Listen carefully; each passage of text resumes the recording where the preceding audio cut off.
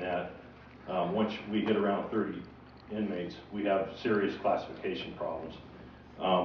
Some of the different classifications that we try and separate out, in other words,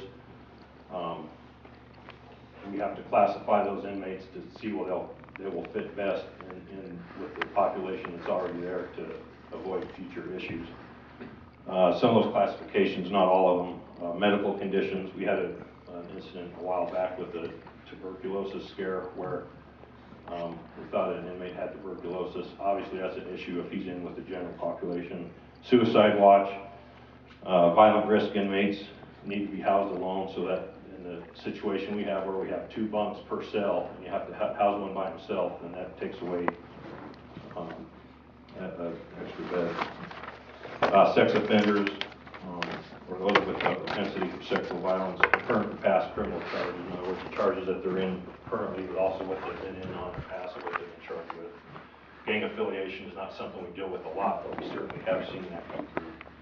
So part of this assessment addressed those issues.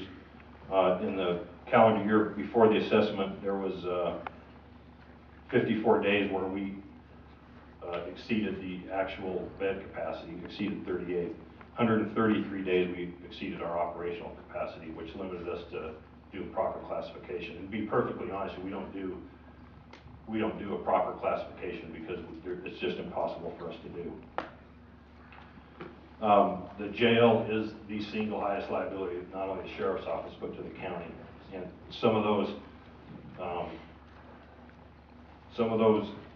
issues, some national studies put the risk management losses for a county at 70%.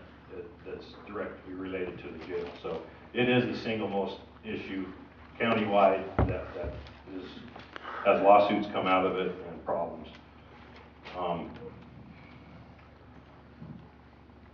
I think I'll stop there, and if there's questions later on about some of the different things about one thing I think is important is the layout of our jail and when it was built. There's been a lot of changes in what the standards are and the ability to monitor inmates, which is a huge issue in our jail, the way that it was built. And I think when it was built, it was top of the line. The issue becomes down the road. Down the road is the ability to be able to use your manpower most efficiently to see all the inmates and monitor all the inmates. So if there's questions about that or other questions are specific to the jail, then I can talk about those when the questions are asked. Thank you. I'll try to just briefly touch on some of the building problems associated with the jail. The sheriff mentioned it.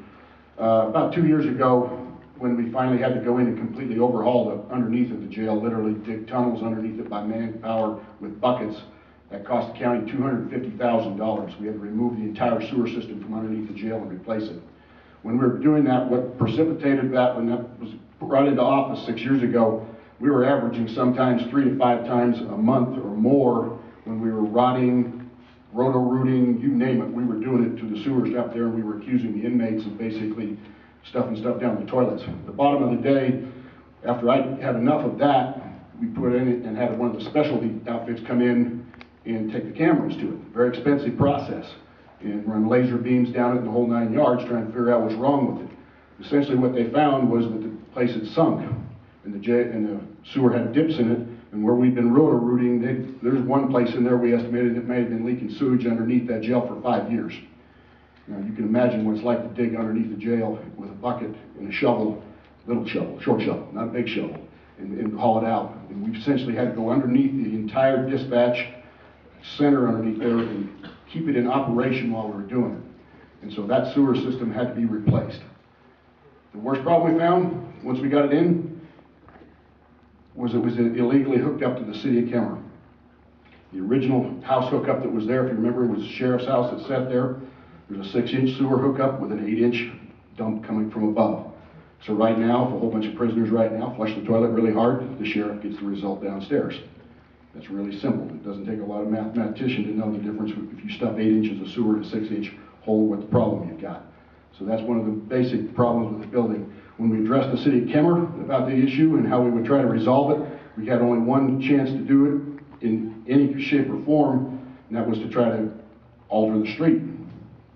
That's really not feasible in there unless we spend millions of dollars to do it on the Kemmerer City streets, because right now, we have a lift station that pumps the extra water out onto the street.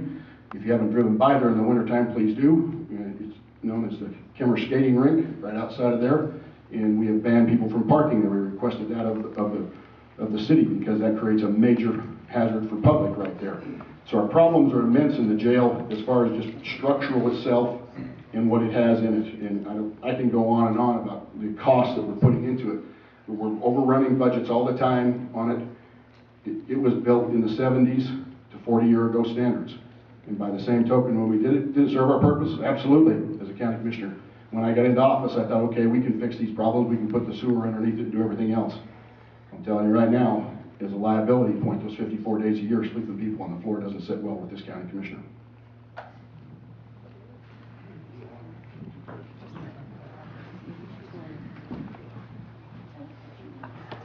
Thanks for letting me have a few minutes of your time. Hopefully that we can be an asset to this meeting and helping to answer some questions.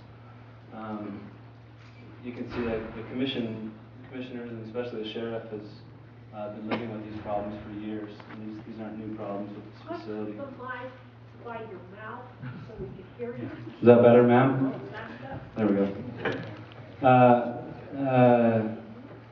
So we're proud to be part of this project.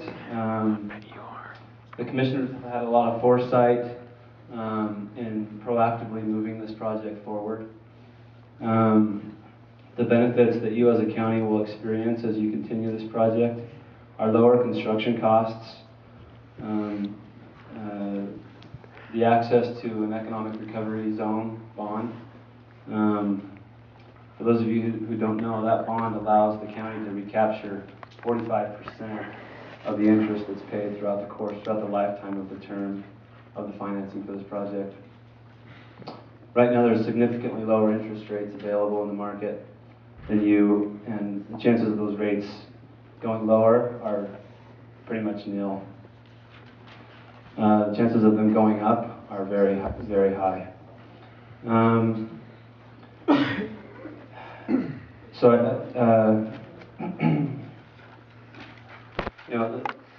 There's some upsides additionally to the local job market here in the community, and we can talk more about this if you guys have more questions about it. But those numbers are to the tune of $3 to $5 million in wages and salaries.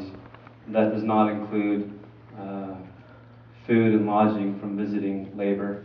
That does not include materials that will be purchased locally.